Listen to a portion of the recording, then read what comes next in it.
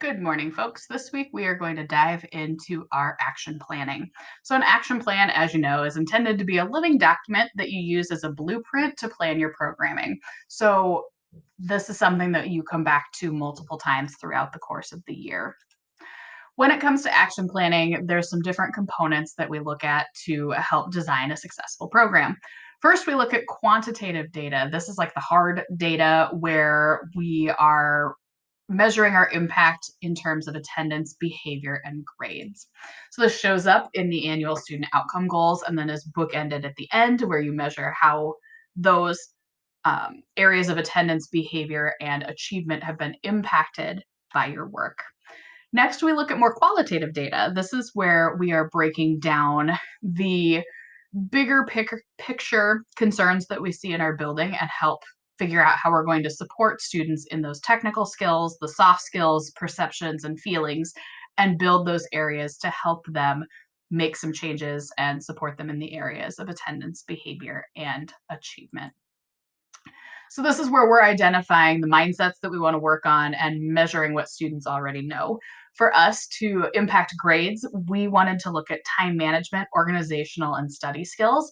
So we started by asking if students had a basic understanding of how to access Infinite Campus, if they felt like attendance was important, and then if they could set a goal and create action steps. It became pretty quickly apparent that students were struggling with being able to find their grades or know where to look. So that helped us create our tier one instruction. And instruction, we view that as our plan for proactively building skills for all students at the tier one level. The theory is that 80% of students should be able to show improvement in these soft skills as a result of the instruction. And then on the flip side, we plan for the students that aren't making that growth. And what are we going to do to help fill in those gaps if a student hasn't demonstrated mastery or needs more support? So we divided this out looking at the intervention section into what we wanted to do directly with students and indirectly. At the tier one level, the data showed us that we wanted to set up some lessons around setting up Infinite Campus and time management. And then we wanted to work with staff to help integrate those practices into their classroom.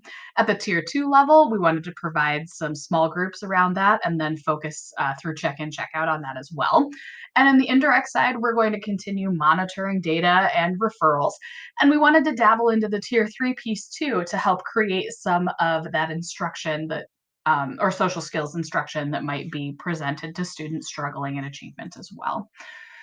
Then we really start looking at gathering and shaping action steps around what the post data tells us. So when we measure what students believe or know or feel like they have skills in after the instruction and intervention, how does that shape what we're going to do? So using the wolf tracks or the tier one instruction for us as an example, we're nowhere near 80% assignment completion. Only 11% of eighth graders have gone through the lesson where they know how to access Infinite Campus. So we use that to push back on our tier one team and our stakeholders about the importance of getting through that tier one instruction before we can start implementing tier two. And finally, we look at how all of the things that we've done with those soft skills have impacted that quantitative data. So, attendance, behavior, and achievement. We started tracking our achievement number of Fs last year and intend to continue to do that throughout this year. So, this was designed to just inspire some thinking. As always, if you have any questions, feel free to reach out.